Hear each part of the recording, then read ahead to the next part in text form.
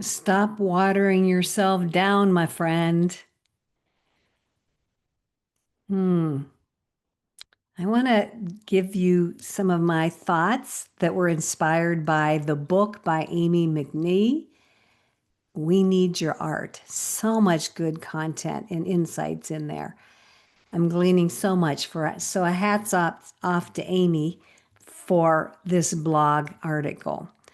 So self-censorship. I never even thought about this until I read this chapter in her book. There's a quiet kind of betrayal that happens when we silence ourselves. It's when we hold back ideas, soften our edges, or tuck away our brilliance because we fear being too much.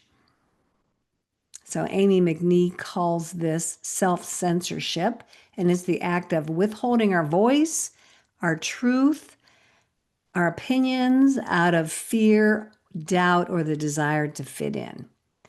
So from an early age, we've all been taught to please, to color inside the lines, to make others comfortable, to say what will keep the peace.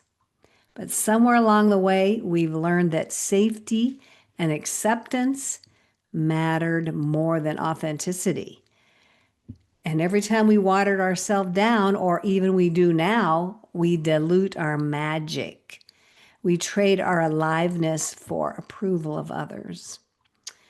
So once you begin the journey of discovering your voice, though, your true, untamed, unapologetic voice, you just can't go back to pleasing everyone. When you do, then you're abandoning the essence that makes you, you. So many of us are people pleasers, but that can be a trap because it looks noble, but it's quietly chipping away at your creative power. It shows up when you over edit a post or over edit a video such as this before hitting share or publish. When you worry what your family might say, or when you choose silence because it feels safer than being visible. But here's a truth that I had never thought of. People pleasing isn't really about others. It's about protection. It's a way to avoid rejection, judgment, or discomfort. It kept us safe once, but now it just keeps us small. That is a huge insight for me. Now, we don't have to leap into radical authenticity overnight. It has taken me a very long time to become more and more authentic as I am now. But you can begin gently with one brave sentence, one honest share, one moment of unfiltered expression. When you feel yourself shrinking back again, just ask yourself, whose lens am I looking through? Are you looking from your perspective? Or are you looking from somebody outside of you and their perspective? If it isn't your own, then bring yourself back in. So knowing and thinking and realizing that this message, this post, this article, this truth, it's for you, not for anyone else. When you choose to create and share, you're also choosing to be witnessed with all your messiness, all your mistakes, all your humanness. There's always going to be a chance of being misunderstood. That's part of being visible. And it's also beautifully human. I remember when I was first using social media and Facebook, and somebody I was being advised by, she said, put your face out there, get an image of yourself. And I did not want to do it. I remember I had business cards at that point in time, and I put my face on a business card. That was huge for me. And then when I put my face on my Facebook page, it was like, whoa, this is so uncomfortable. But you can't control how someone else receives what you're offering. You can only control how you offer it. And I hope that you offer it with care, integrity, and an open heart. You don't need to be understood to be valid. You don't need everyone's approval to be worthy. That's huge. You're allowed to set boundaries that protect your energy and your safety. So once you put yourself out there, you can create some boundaries around that. You can shut down your comments. Don't read your DMs. Block any accounts that might be draining your peace. Walk away from conversations that don't honor you. So just know that protecting your energy isn't censorship, it's actually self-respect. So don't water your truth down out of fear of what might happen. When you let yourself be fully human, you create from integrity, not performance. And when you allow yourself to be truly seen, others feel truly seen also.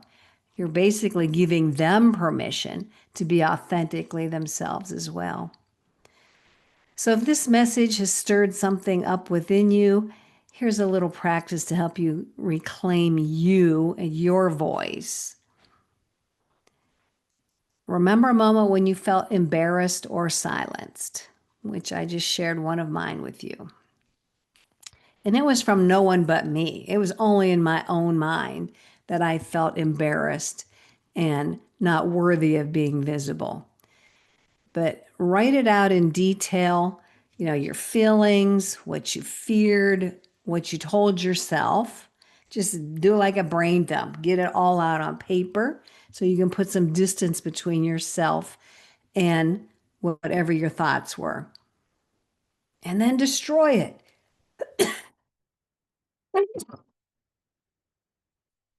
Yeah.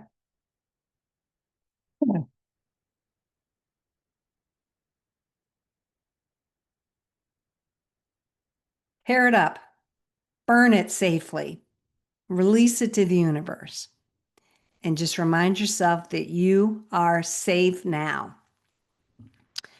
And then give yourself a chance to rewrite it. Rewrite the narrative. Tell the story again from a place of self-compassion and truth, allowing your wiser, braver self to speak. And then take one action. Share something today. A post, a piece of artwork, a thought, an opinion, something that might make you uncomfortable, but feels real and alive to you. Because you are the permission giver. You are the example. You are the sunbeam, not the speck of dust. Create, put out there what delights you. Say what feels true. Live fully aligned with your values. Because when you free your voice, you don't just liberate yourself, you're lighting the path for others to do the same. So with much gratitude to Amy McNee, whose book I used to gather this information together, called We Need Your Art. And she just really ignited some reflection within me and offered me some insights I had not thought of before. And she reminds us that our uncensored voices are needed now more than ever. So I'm Teresa Lysam. Thank you so much for listening to this. If you want more blog articles, check my playlist. I will include a link here to my blog itself so you can go look at the other articles. Feel free to book a call with me. There's my calendar link in there. I'd love to hear from you. Leave a comment here, connect with me. Let's just stay connected because I want to support you as you put yourself out there in your most authentic way. Bye, my friend.